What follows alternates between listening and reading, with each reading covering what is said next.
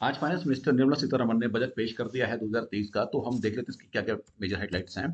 तो सबसे बड़ा जो रिलीफ मिला है वो मिला है हमारे मिडिल क्लास को।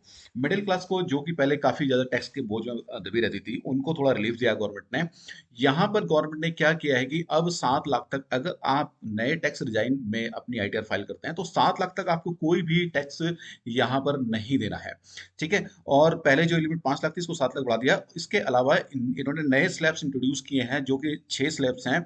यानी कि अगर 0 से 3 लाख की आपकी इनकम है तो आपने कोई टैक्स नहीं देना है। 3 से 6 की इनकम है तो 5% है, 6 से 9 की है 10% है, और 9 से 12 की है 15% है, और 12 से 15 की है तो 20% है।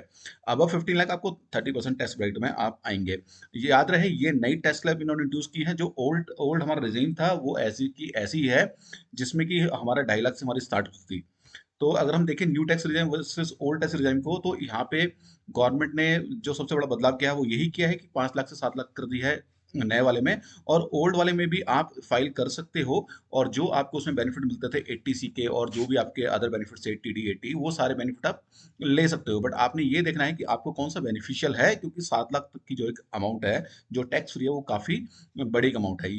इसके अलावा यहाँ पे गवर्नमेंट ने क्या किया है कि जो सरचार्ज लगता था, जिनकी इनकम काफ़ी ज़्यादा होती थी, उनको सरचार्ज लगता था पहले 37% का, जिससे कि वो 42.74 के कैटेगरी में आते थे, जो हाईएस्ट रेट होता था। और ये वर्ल्ड में ये हाईएस्ट जो हमारा टैक्स रेट है उसको बोला जाता था। इसलिए गवर्नमेंट ने इसको कम कर दिया है 37% सरचार्ज से 25% कर दिया है, जिससे उन्हें भी यहाँ पे रिलीफ मिलेगी। और जो उनका मैक्सिमम हाईएस्ट जो हमारा टैक्स रेट हो जाएगा वो 39% हो जाएगा।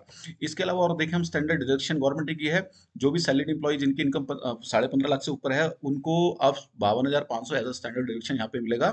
और एक लीव एनकेशमेंट है, जो जो हमारे 3 लाख की लिमिट हुआ करती थी, अब गवर्नमेंट ने उसको 25 लाख की कर दी है। ये जो नॉन गवर्नमेंट है उनकी रिटायरमेंट पे जो एक लीव एनकेशमेंट उनको ऑप्शन होता है, उसकी जो इनकम है उससे पहले 3 लाख की लिमिट थी, उसको 25 लाख कर दिया है यहाँ पे गवर्नमेंट ने। इसके अलावा गवर्नमेंट ने government proposes to make new tax structure as default tax option, यानी कि जो नया टैक्स स्ट्रक्चर है इसको डिफॉल्ट टैक्स ऑप्शन बना दिया है। हालांकि आप ओल्ड टैक्स में भी फाइल कर सकते हैं। आपने देखना है कि आपको ओल्ड टैक्स में ज़्यादा फायदा हो रहा है, आपका हाउसिंग लोन है, आपने इन्वेस्टमेंट कर रखा है। बेसिकली आप समझो यहाँ पे गवर्नमेंट की क्या नीयत है। गवर्नमेंट चाहती है कि कंजप्शन ज़्यादा हो, सेविंग आप कम करें। इसीलिए जो सेविंग आप करते थे अपनी पीपीएफ में सेविंग करते थे आप, और अपनी हाउसिंग लोन का जो आप लेके हाउसिंग लोन लेके उस पर इंटरेस्ट पे आपको जो रिबेट मिलती थी, वो सारी चीज़ें ओल्ड हमारी जो रिज़ाइम है उसमें है, बट नई में ऐसा कुछ भी नहीं है। तो इसलिए गवर्नमेंट चाह रही है आप कंजप्शन करो, आप सेविंग कम करो। इसके अलावा देखें बजट में कस्टम ड्यूटी पे रिलीफ मिला है। यहाँ पे कैमरा जो लेंस वगैरह होते हैं, इन पे मिला है, जिससे कि और लिथियम बैटरी है उन पे भी रिलीफ दिया है गवर्नमेंट ने यहाँ पे, जिससे कि हमारी जो मोबाइल प्रोडक्शन होती है, हम इंडिया में ही प्रोडक्शन करें। जो मेक इन इंडिया का गवर्नमेंट का एक सपना है, उसको आगे लेके चलें। और इस साल का जो इन्होंने एस्टिमेट दिया है फिस्कल डेफिसिट का, वो 5.9% का दिया है। ठीक है? इसके अलावा पैन कार्ड जो एक हमारा एक डॉक्यूमेंट होता है, केवाईसी का डॉक्यूमेंट होता है, अब इन्होंने पैन कार्ड को कॉमन आइडेंटिफायर कर दिया है बिजनेस के लिए। तो ये भी एक ईज ऑफ डूइंग बिजनेस कह सकते हैं, इसके अंडर ये किया है गवर्नमेंट ने। इसके अलावा हमारा जो पीएम आवास योजना है, जिसमें गवर्नमेंट गरीबों के लिए घर बनाती है, उसको भी इन्होंने 66% से बढ़ा दिया है, और अभी 79,000 करोड़ का इनका बजट है यहाँ पे, जो कि गवर्नमेंट खर्च करेगी गरीबों के लिए मकान बनाने के लिए। और इसके अलावा गवर्नमेंट ने 50 एडिशनल एयरपोर्ट खोलने के लिए भी बजट किया है, और हेलीपैड्स वगैरह बनाएंगे, वाटर एरोड्रोम्स भी बनाएंगे।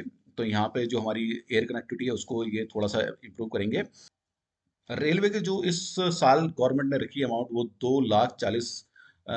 240 लाख करोड़ की अमाउंट रखी है। रेलवे पर इतना खर्च करेगी गवर्नमेंट इस साल में। इसके अलावा जो हमारा कैपिटल एक्सपेंडिचर है, जो गवर्नमेंट कैपिटल एक्सपेंडिचर करती है, वो 33% बढ़ा दिया है। ठीक है, जो एक बहुत अच्छी बात है। गवर्नमेंट इन्वेस्टमेंट करेगी, उससे जॉब्स क्रिएट होंगी, इंफ्रास्ट्रक्चर बढ़ेगा, तो ये एक इट्स अ पॉजिटिव साइन।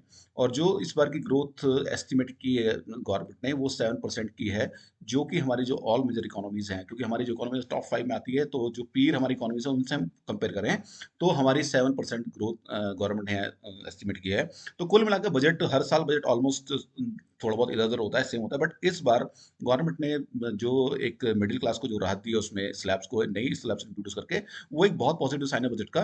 तो overall it's a balance budget. मेरे हिसाब से बजट अच्छा है, ऑप्टिमिस्टिक है। Thank you for watching friends.